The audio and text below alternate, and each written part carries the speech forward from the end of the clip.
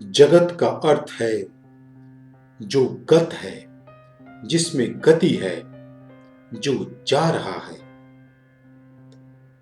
तुम जो कुछ भी अनुभव करते हो, जो दृश्य देखते हो, वे वस्तुएं वास्तव में वहां होती ही नहीं।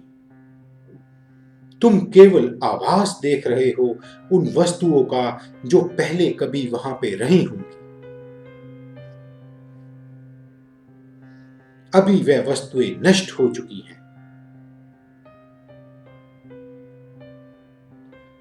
तुम्हारे अनुभव में जो वस्तुएं आ रही हैं, वे अभी जा चुकी हैं। इस जगत में, इस संसार में एक क्षण से ज्यादा कुछ ठहरता नहीं, कुछ रुकता नहीं। क्षण तो बहुत बड़ी बात है। क्षण के सूक्ष्मतम भाग के बराबर भी यहां कुछ रुकता नहीं, और इसी को कहते हैं क्षणवाद। जैसे अभी मैं आपके सामने बैठा हूं, एक क्षण पहले ऐसा नहीं था और एक क्षण बाद ऐसा नहीं रहूंगा। मुझ में निरंतर परिवर्तन चल रहा है। मैं हर क्षण नया हो रहा हूं और हर क्षण मर रहा हूं। हर एक सांस के साथ मेरे अंदर कुछ नया पैदा हो जाता है और पुराना मर जाता है।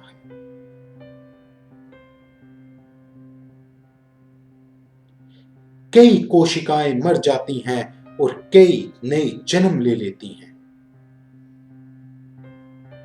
अभी आप जैसे यहां पे आए हैं, जाते समय ऐसे नहीं होंगे। जाते समय बहुत नया आप में बन चुका होगा।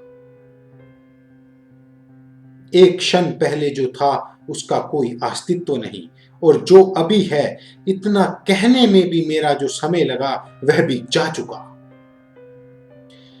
इस जीवन काल में कई बार तुम्हारा शरीर बदल जाता है।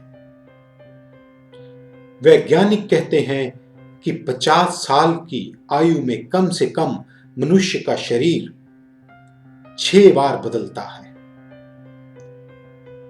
तुम इसे यूं समझो कि तुम वस्तुओं को तभी देख पाते हो जब प्रकाश उनसे टकराकर वापस एक चित्र बनाता है, और प्रकाश की गति है 3,65,000 किलोमीटर प्रति सेकंड। इसका मतलब कि प्रकाश एक सेकंड में 3,65,000 किलोमीटर की दूरी तय करता है। और हम तारों को देख पाते हैं जब उनका प्रकाश हमारे तक पहुंचता है। वैज्ञानिक कहते हैं कि हमारे निकटतम तारा हमसे 4 प्रकाश वर्ष दूर है। इसका अर्थ यह हुआ कि यदि प्रकाश वहां से चले तो उसको हम तक पहुंचने में 4 वर्ष लग जाएंगे। तुम जरा स्वयं विचार करके देखो कि कितनी दूरी होगी कि प्रकाश जिसकी गति 3,65,000 किलोमीटर प्रति सेकंड है, उसको उस निकटतम तारे से हम तक पहुंचने में 4 वर्ष का समय लग रहा है। और जो तारे का हम दृश्य देख रहे हैं वह वास्तव में 4 वर्ष पुराना दृश्य है। हो सकता है कि वह तारा अभी रहा ही ना हो। हम तो 4 साल पुराना परिदृश्य देख रहे हैं। हम तो आभास देख रहे हैं उस तारे का। उसकी एक पुरानी प्रतिमा जो 4 साल पहले की थी, उसको देख रहे हैं। और वैज्ञानिक कहते हैं कि बहुत सारे ऐसे तारे हैं कि जो हमसे करोड़ों अरबों प्रकाश वर्ष दूर हैं। अर्थात कि उन तारों के प्रकाश को हम तक पहुंचने में करोड़ों अरबों वर्ष लग जाएंगे, और जब हम उन तारों को देख रहे होंगे वह तारे वहां होंगे ही नहीं, वह नष्ट हो चुके होंगे। हम करोड़ों वर्ष पुरानी प्रतिमा देख रहे हैं, करोड़ों वर्ष पुराना चित्र देख रहे हैं उन तारों का। इस प्रकार व्यक्ति अपने जीवन में जो दृश्य देखता है, जो अनुभव करता है, वह सब भूतकाल के ही हैं। जो वास्तव में है उसे तुम कभी अनुभव ही नहीं करते। तुम तक तो केवल आभास पहुंच रहा है। जो अनुभव तुम अभी कर रहे हो, जो दृश्य तुम अभी देख रहे हो, वह वस्तु इस महाक्षण में है ही नहीं। और इसी को कहते हैं माया। माया का अर्थ है उसे अनुभव करना जो है ही नहीं। और व्यक्ति अनुभव करता है संसार को, और संसार है ही नहीं, इसीलिए जगत को, संसार को माया कहते हैं।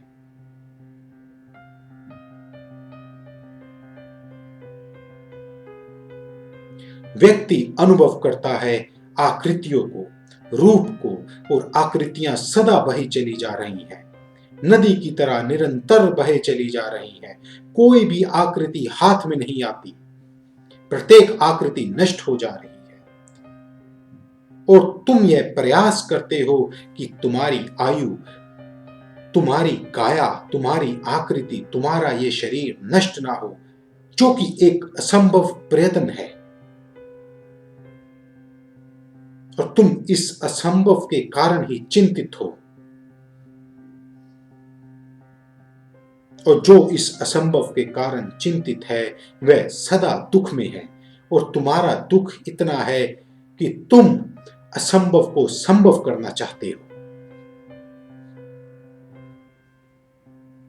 और जो संभव है वह स्थिर है, उसके चारों तरफ सब बदल रहा है, लेकिन वह सदा से है, सदा रहेगा। अगर पकड़ना ही है तो उस संभव को पकड़ो, अगर जानना ही है तो उस संभव को जानो। लेकिन तुम पानी पर पड़ी हुई लकीर पकड़ना चाहते हो, और पानी पर कभी लकीर नहीं पकड़ती, पड़ती ही नहीं। और इसी प्रकार तुम महानियम से दूर होते चले जाते हो और जीवन में दुख ही दुख पाते हो।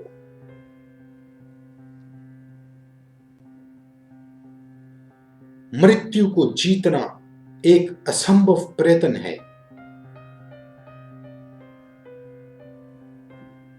जो मरता है वह अज्ञान है, और जो नहीं मरता वही ज्ञान है। वह सदा से है, सदा रहेगा, होना ही जिसका स्वभाव है।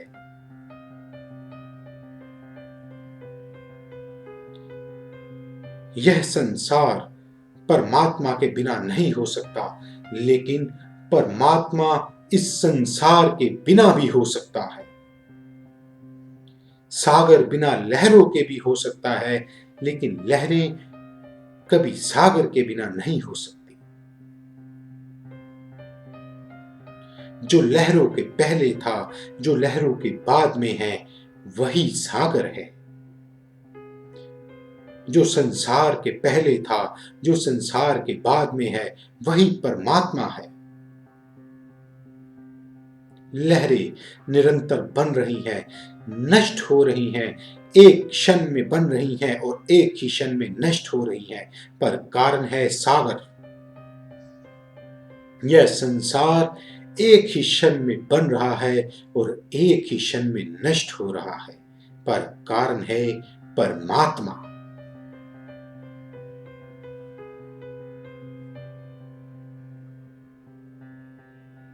परमात्मा ही वह पदार्थ है जिससे कि सब बना है, और उस परमात्मा में कभी कुछ भी नष्ट नहीं होता, वह सदा पूरे का पूरा है। इसीलिए परमात्मा को पूर्ण पुरुष भी कहते हैं। वह इतना पूर्ण है कि अगर तुम उस पूर्ण में से कुछ भी निकाल लो तब भी पूर्ण बच जाता है। वह फिर भी पूरे का पूरा ही रहता है, और जो उससे निकलता है वह भी सदा पूरा है, वह भी पूर्ण है। क्योंकि जो पदार्थ का स्वभाव है, जो पदार्थ की प्रकृति है, वही अंश का स्वभाव है, अंश की प्रकृति है। रेत के, मिट्टी के एक दाने की प्रकृति, उसका स्वभाव मिट्टी के ढेर से अलग नहीं हो सकता। तुम परमात्मा से निकले हो। तुम उतने ही पूरे हो जितना कि परमात्मा पूरा है, क्योंकि तुम उसके अंश हो। तुम अपनी संभावना भूल चुके हो, बस तुम्हें कोई याद दिलाने वाला चाहिए। और अगर तुम्हें याद आ जाए तो तुम अपने अस्तित्व में जाग जाओगे।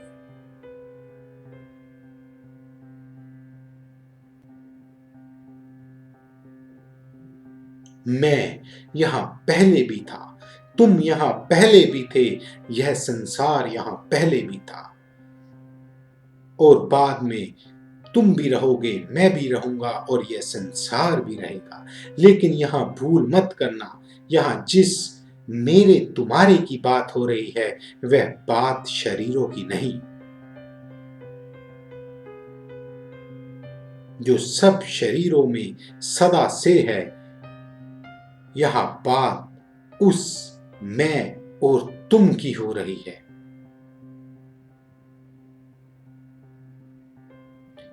श्री कृष्ण अर्जुन को यही समझा रहे हैं कि हे अर्जुन, तू और ये राजा लोग पहले भी थे, और ऐसा नहीं कि तू और ये राजा लोग बाद में नहीं रहेंगे।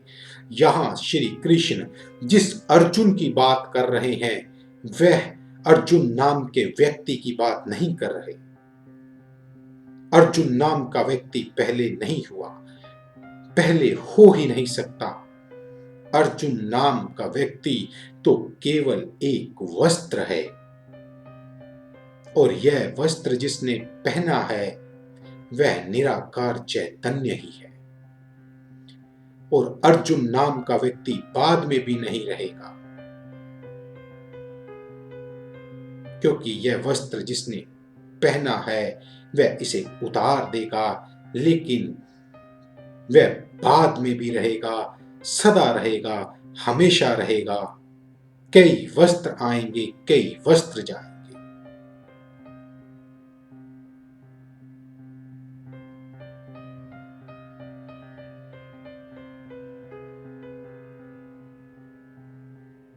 परमात्मा के जगत में पुनरुक्ति नहीं है। परमात्मा सदा भिन्न भिन्न शरीर बनाता है।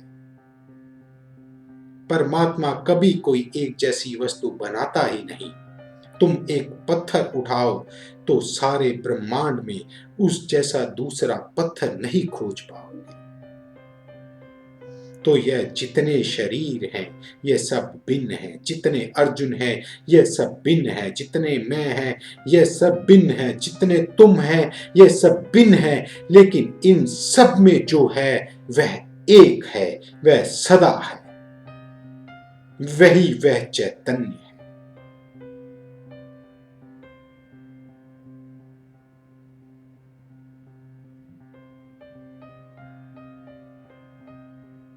लेकिन तुम उसी को सत्य मानते हो जो कि प्रकट है, और जो अप्रकट है वह विराट है, और वही तुम हो।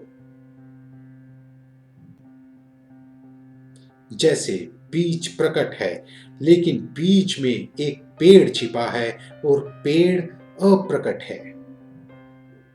तुम हैरान हो जाओगे कि इतना बड़ा पेड़ इस बीज में कैसे छिपा हुआ है।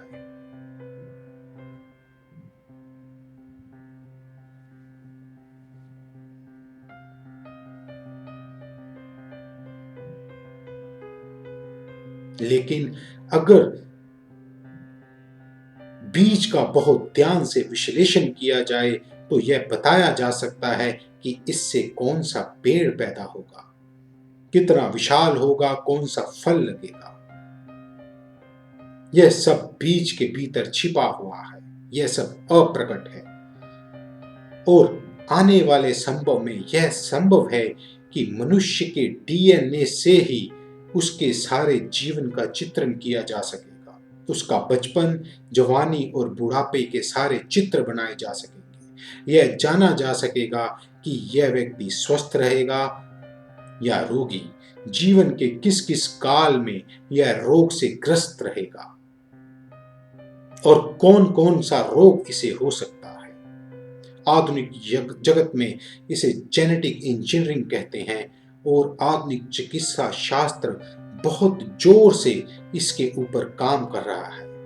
लेकिन फिर भी तुम बहुत कम ही जान पाओगे, क्योंकि जो अप्रकट है वो बहुत विशाल है। इस अस्तित्व के रहस्य अनंत हैं। ऐसा नहीं कि बीज में पेड़ कहीं बाहर से आएगा। पेड़ है, लेकिन पेड़ अभी भविष्य में है। लेकिन तुम्हारा सामर्थ्य केवल वर्तमान में है, तुम भविष्य में नहीं जा सकते।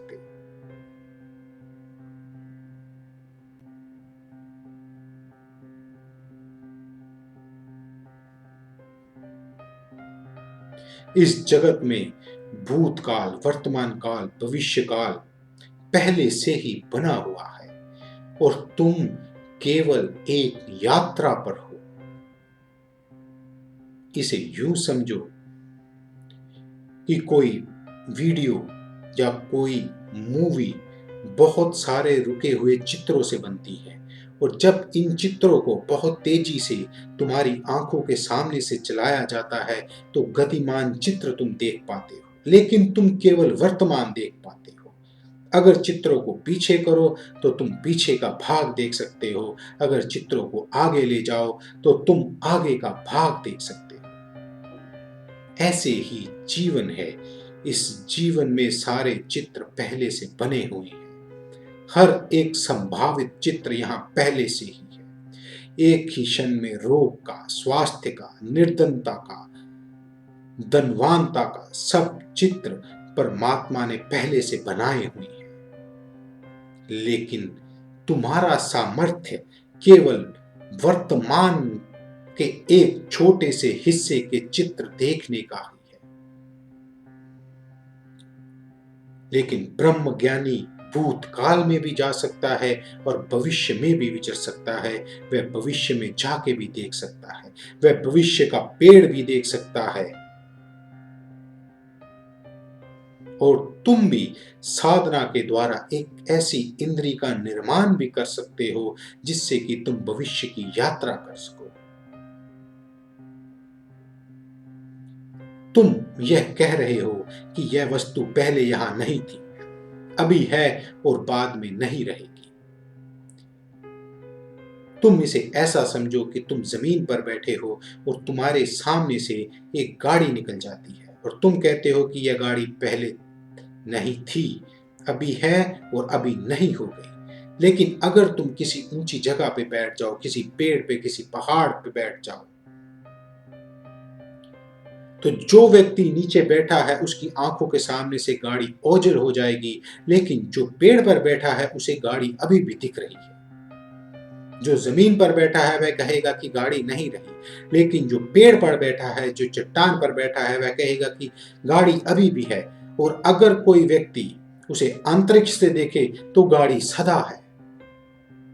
और कृष्ण और ब्रह्म ज्ञानी उस अंतरिक्ष में है, वे उस वर्तमान की बात करते हैं। मैं तुमसे उस एटर्नल वर्तमान की बात करता हूं, जिस वर्तमान में सारे भूतकाल हैं और सारे भविष्य काल में है, जिसमें कभी कुछ भी नष्ट नहीं होता। जो तुम्हें दिख नहीं रहा, जो अप्रकट है, इसका अर्थ यह नहीं कि तुम उसे अस्वीकार कर दो। तुम अपने मोबाइल फोन और अपने टेलीविजन से इन तरंगों के कारण, वेव्स के कारण बात कर पाते हो, दृश्य देख पाते हो। विज्ञान बहुत थोड़े से अप्रकट को ही पकड़ सकता है। जो अप्रकट है वह असीम है, वह अनंत है, उसको कभी भरा नहीं जा सकता। वह अप्रकट इंद्रियों के बस में नहीं आता, इंद्रियां उसे पकड़ नहीं पाती। लेकिन जब तुम अपने भीतर उतरते हो तो वह अप्रकट भी प्रकट होने लगता है और तुम्हारे हृदय को तुम्हें आंदोलित करने लग जाता है।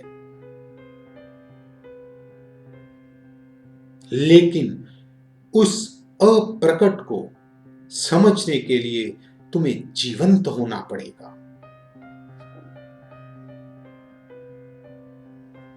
जड़ व्यक्ति कभी उस अप्रकट को अनुभव नहीं कर पाता। जड़ व्यक्ति उसे कभी देख नहीं पाता, क्योंकि जड़ व्यक्ति तो चट्टान के समान है, जिसके ऊपर ना तो कोई फूल लगता है और ना ही कोई कली खिलती है, जो सदा पड़ा रहता है एक ही जगह। और यह संसार, यह जगत एक घना जंगल है। यहाँ भीड़ है, और यह भीड़ है खरपतवारों की, पौधों की, जो दूसरों पौधों का प्रकाश रोकते हैं। और अगर तुम्हें सूर्य का प्रकाश चाहिए, तो तुम्हें इस भीड़ से अलग होके, भीड़ को छोड़ के भीड़ से ऊपर उठना पड़ेगा, ताकि तुम सूर्य का प्रकाश ले सको। सब तुम्हारे अपने हाथ में है। स्वतंत्रता तुम्हारी है, और यही तुम्हारी गरिमा है। और यह गरिमा तुम्हारे लिए वरदान भी बन सकती है और श्राप भी। तुम चाहो तो श्री कृष्ण और बुद्ध जैसी ऊंची ऊंचाइयों को छू लो, और तुम चाहो तो चंगेज खान, तैमूर लंग जैसे पापी भी हो सकते हो। परमात्मा ने तुम्हें सारे अवसर दे के भेजा है, चुनाव बस तुम्हारा है। तुम अपनी शक्ति को अपने निर्माण में भी लगा सकते हो और अपने विध्वंस में भी। यह संसार और यह शरीर एक सीढ़ी है, जो स्वर्ग की ऊंचाइयों तक भी जाती है और नरक की गहनतम गहराइयों तक भी। उस पर चढ़ना या उतरना तुम्हें ही है। तुम चाहो तो कुछ भी पा सकते हो, इस जीवन में कुछ भी कर सकते हो।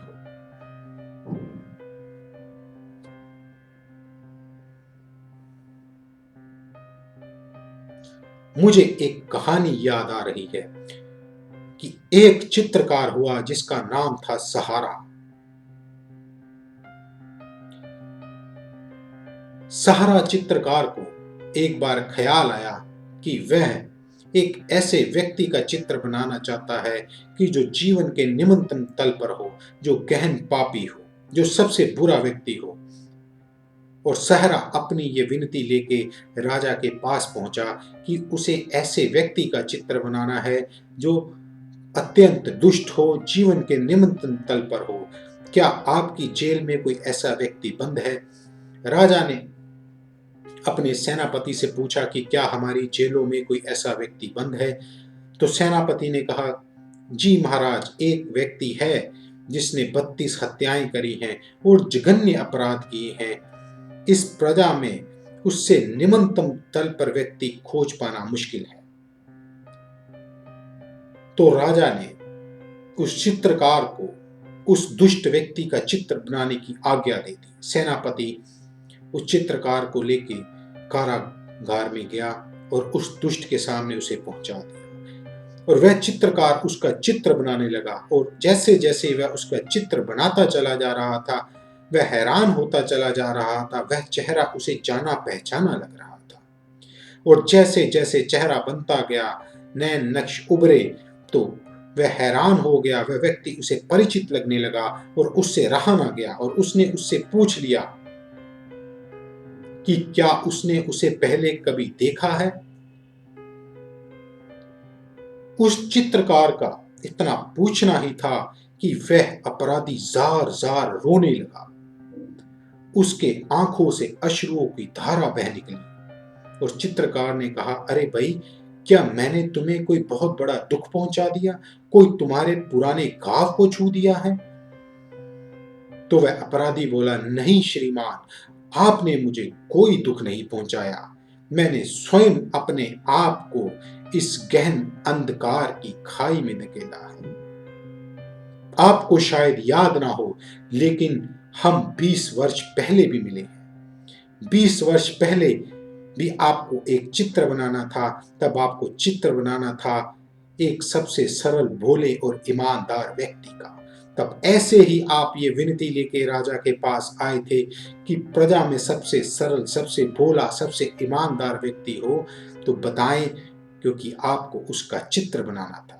और यही सेनापति बड़े आदर, बड़े प्रेम के साथ आपको मेरे घर लेके आया था और तब आपने मेरा एक चित्र बनाया था। और आज आपने मेरा एक दूसरा चित्र बनाया है और इन दोनों चित्रों में मैं कितना बदल गया। मुझे अपने पे बड़ी दया आ रही है। मैं महात्मा से दुष्ट हो गया, साधु से पापी हो गया। जिस सीढ़ी से ऊपर जा रहा था उस सीढ़ी से नीचे उतर आया, अपने आप को अंधकार की गहराई में धकेल दिया। यह मैंने अपने साथ क्या किया? अपने हाथों से ही सब उजाड़ दिया। किसी दूसरे ने किया होता तो शायद मैं थोड़ा संतुष्ट होता, पर नहीं, सारा दोष मेरा ही है, सारी जिम्मेदारी मेरी ही है। इसलिए आज मेरे दुख का कोई अंत नहीं है। तुम्हारे जीवन में भी है ये दोनों चित्र। कौन सा चित्र तुम उभारोगे? दोनों रास्ते हैं चुनने को, किस रास्ते का तुम चुनाव करोगे? मृत्यु के समय क्या तुम रोते हुए जाना चाहोगे या उत्सव के साथ, संतुष्टि के साथ इस संसार से विदा होना है? व्यक्ति मृत्यु में मृत्यु के कारण नहीं रोता, रोता इसलिए है कि जीवन व्यर्थ गया और मृत्यु आ गई। और यह जीवन किसी और ने व्यर्थ नहीं किया, उसने अपने आप स्वयं से इसको व्यर्थ गवाया। और उसे उस समय यह अपराध भाव होता है, यह गहन दुख होता है। जिन्होंने भी जीवन को सहजता से जिया है, वही उसकी गरिमा को पहचान पाए। उनकी मृत्यु पूर्ण आहुति बन गई और उनका इस जीवन से जाना एक गीत रहा है। यह जीवन एक महा अवसर है, इसे यूं ही मत गवा देना। बहाने मत बनाना कि अभी तो बहुत कुछ करना है, घर है, परिवार है, नौकरी है, व्यापार है, और जब बूढ़े हो जाएंगे, कुछ करने को ना रहेगा, तब सीख लेंगे ध्यान, प्राणायाम, तब परमात्मा की तरफ मुड़ेंगे। ये सब बहाने हैं। जिसको सीखना है वह अभी सीख सकता है, अभी सीख जाता है। क्योंकि जब प्रश्न जीवन और मृत्यु का होता है तब व्यक्ति उत्तर स्वयं ढूंढ लेता है। जैसे किसी के घर में आग लगी हो तो वह उसी क्षण छलांग मार के बाहर हो जाता है। तब वह यह नहीं कहता कि मैंने आग लगने पे छलांग मारना सीखा नहीं। तब छलांग बोध से लग जाती है। बोध जगना चाहिए, और बोध तब जगता है जब तुम बीच में नहीं होते। और जिस क्षण आग लगी हुई थी, अगर व्यक्ति उस क्षण भी अपने आप को बीच में ले आता तो शायद वह प्रश्न उठाता कि यह आग किसने लगाई है, क्यों लगाई है, पहले इन प्रश्नों का उत्तर ले लूं फिर छलांग लगाता। नहीं, उस समय छलांग लग जाती है और बाहर आने के बाद व्यक्ति यह प्रश्न करता है। व्यक्ति के बोध में सबसे बड़ी बाधा वह स्वयं ही है। अपने परम स्वरूप में सबसे बड़ी बाधा व्यक्ति का अहंकार ही है।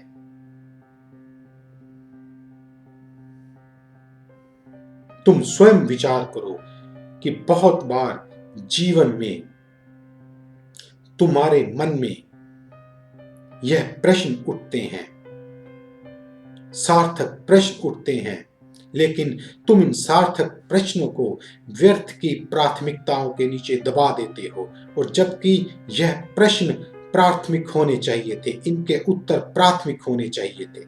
और इसी तरह तुम उस परम नियम से दूर चले जाते हो, और नियम से दूर जाना ही महादुख है।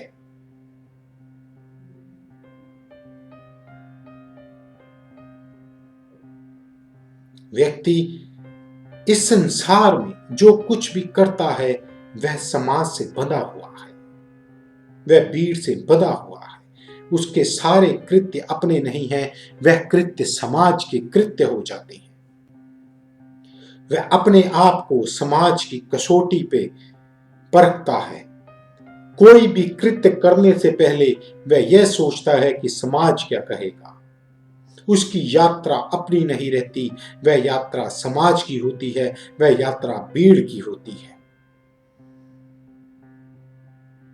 वह अपने आप से नहीं चलता, भीड़ उसे चलाए चले जाती है, समाज उसे चलाए चला जाता है, और भीड़ कभी कहीं पहुंचती नहीं। आज तक कोई भीड़, कोई समाज कहीं नहीं पहुंचा।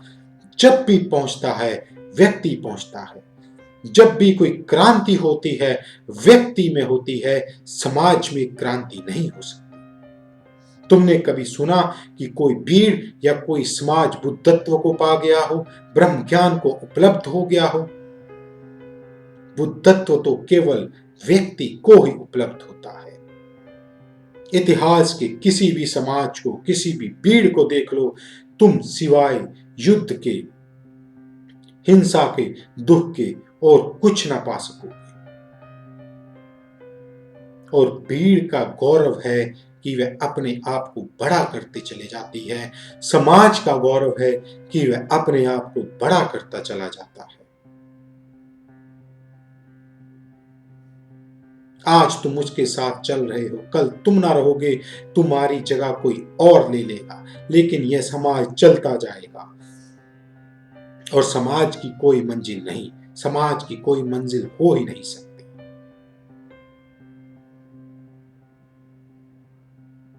समाज रीत रिवाज, परंपराओं और अहंकार का एक ताना बाना है, और अगर तुम एक बार इसमें फंस गए तो तुम इससे निकल ना पाओगे। तुम व्यर्थ में समाज की अपेक्षाओं को पूरा करने में, भीड़ की अपेक्षाओं को पूरा करने में अपना यह जीवन मत बिता देना। तुम यह जीवन व्यर्थ भी कर दोगे, लेकिन यह समाज, यह भीड़ तुम्हें कोई धन्यवाद ना देगी। व्यक्ति इस समाज के, इस भीड़ के अनुरूप जीवन जीने का मूल्य अपनी आत्मा को खो कर चुकाता है।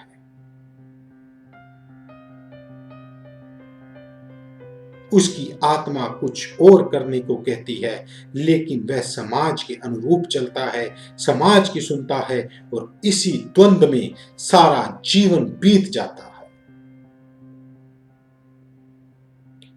और जब मृत्यु घटने वाली होती है तब बोध जगता है, बोध उतरता है कि उसने अपनी आत्मा की संतुष्टि के लिए कुछ ना किया, आत्मा की प्रसन्नता के लिए कुछ ना किया। वह तो समाज को संतुष्ट करता रहा, समाज को ही प्रसन्न करता रहा।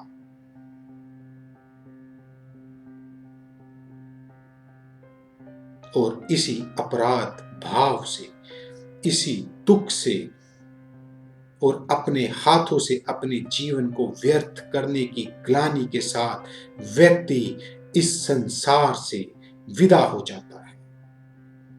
एक महा अपूर्णता के साथ वह इस संसार से चला जाता है, और वह अपूर्णता ही मृत्यु तक उसके दुख का कारण रहती है। और अंत में कोई समाज तुमसे यह ना कहेगा, कोई भीड़ तुमसे यह ना कहेगी कि हमने तुम्हें डुबाया है।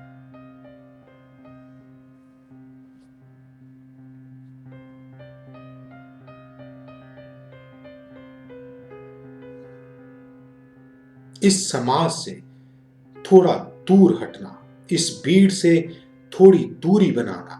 तुम भले भीड़ में जीना, लेकिन इससे थोड़ी दूरी बना के रहना। इसका अर्थ यह नहीं कि तुम भीड़ से, समाज से नाहक उलझने लग जाओ, उससे संघर्ष में लग जाओ, उसे गलत साबित करने में लग जाओ। नहीं, अगर तुमने उसको गलत साबित करने की कोशिश भी करी, तब भी तुम भीड़ का ही हिस्सा हो, तब भी तुम समाज का ही हिस्सा हो, और तुम अपना समय फिर से समाज के लिए ही व्यर्थ गवा रहे हो, समाज के साथ संघर्ष में। ऐसा मत करना कि समाज सीधा जाता हो, तुम उल्टा चलने लग जाना, समाज पूर्व में जाता हो, तुम पश्चिम में जाने लग जाना। नहीं, नियम बिल्कुल सरल है। नियम यह है कि तुम भीड़ की, समाज की परवाह ही मत करना। अपने कल्याण के लिए, अपनी उन्नति के लिए तुम यह सोचना ही मत कि समाज क्या कहेगा, लोग क्या कहेंगे। तुम कुछ भी करो, लोग सदा ही कुछ ना कुछ कहते रहेंगे। तुम लोगों को जो कहना है कहने दो, समाज को जो करना है करने दो, उसकी मौज। तुम भीड़ में, समाज में रहते हुए उससे अलग हो जाना, और किसी को पता भी ना लगे कि तुम उससे अलग हो।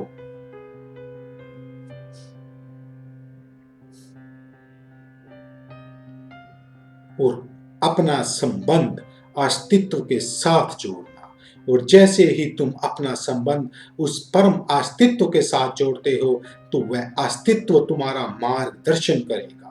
एक तीसरी सत्ता तुम्हारा मार्गदर्शन करेगी, वह तुम्हारे जीवन के सब दरवाजे खोलता चला जाएगा और तुम्हारे लिए नए रास्ते बिछाता चला जाएगा, और तुम एक अद्भुत आत्मविश्वास से भरते चले जाओगे।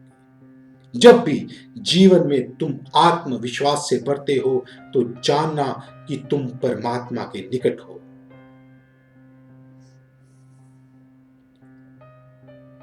जैसे कि कोई छोटा बच्चा जब अपने माता पिता के पास होता है, तो वह निर्भीक, निडर, लापरवाह होता है, क्योंकि अंदर से वह जानता है कि उसके माता पिता उसके पास है। उसे कोई चिंता नहीं होती अपनी रोटी की, कपड़े की या छत की, क्योंकि वह जानता है कि माँ है, बाप है। और अगर वही बच्चा अपने माता पिता से मेले में बिछड़ जाता है, तो वह भयभीत हो जाता है, जोर जोर से रोने लगता है।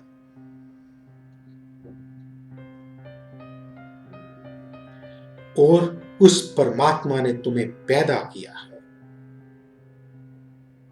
तुम उसके बच्चे हो, और जब भी तुम उससे बिछुड़ते हो, तुम भयभीत होते हो, तुम चिंतित होते हो।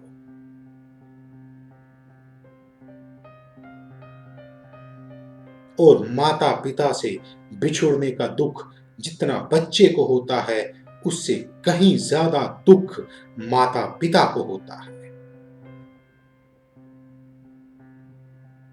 और जब तुम परमात्मा से बिछुड़ते हो, तो परमात्मा भी तड़पता है, परमात्मा भी रोता है कि तुम उससे दूर हो गए।